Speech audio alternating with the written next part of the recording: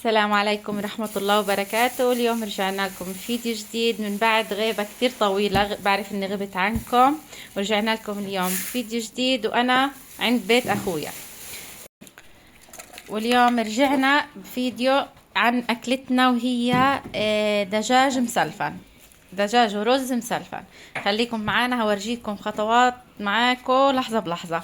هنا تبلنا الدجاج وحطينا عليه بهارات الدجاج المشوي ودقينا فلفل وتومة، وبنحط قاعدين ماجي لانه مش متوفر ماجي بودرة، حطينا ماجي مكعبات. خليكم معانا وهورجيكم اكلتنا اليوم كيف راح تكون. وهنا غسلنا رز وجهزناه، وخليكم معانا للاخر. اليوم هورجيكم يومي من اوله لاخره ان شاء الله رب العالمين. وهلقيت رح نبلش معاكم تصفية الدجاج بقاع الطنجرة، لانه بدنا نعمله كله ني في ني. يعني كيف ني؟ هنحط الدجاج في قاع الطنجرة ني، ونكون الرز سلقينه نص سلقة.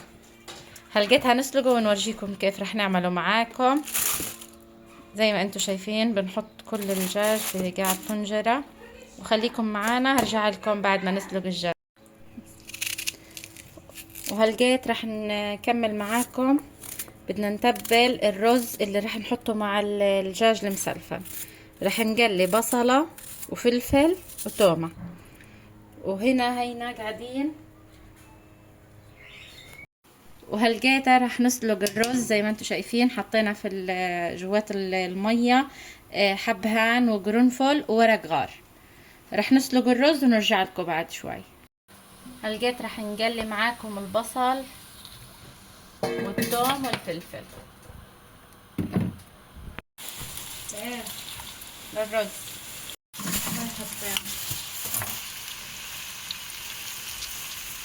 زي ما انتم شايفين بنقلي البصل والثومة والفلفل مع بعض. هدول رح نحطهم مع تتبيلة الرز. وهي هنا زي ما انتم شايفين لسه بنستنى المي تغلي، وهي الرز مغسول ومجهزينه عشان نسلقه بالمية اللي انتم شايفينها.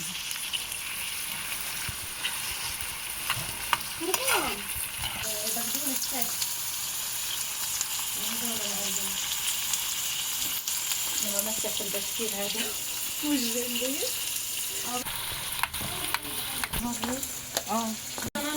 هلقيت راح نضيف الرز على المية عشان نسلقه. تفضل يا حسن. سلم ايديك على قلبك.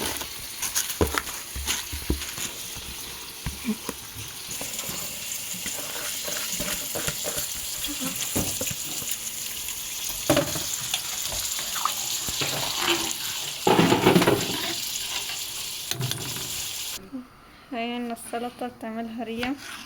ما احنا بدنا نسبق. وجهزنا صحن الموز ان شاء الله لبعد الغداء مع النمورة مع القهوة ان شاء الله. كله انا اقتحمت جوال عمتي وقاعدة بصور لكم كل اشي والاجواء.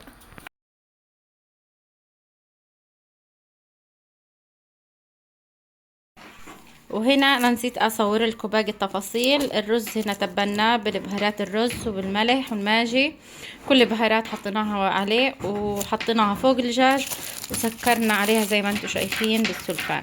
وهلقيتها نحطها على الغاز على نار هاديه. طنجرة نظيفة.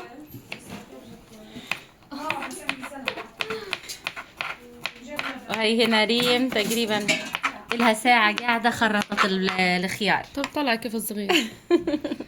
بكرة بنخلص. هيا بتجهز السلطة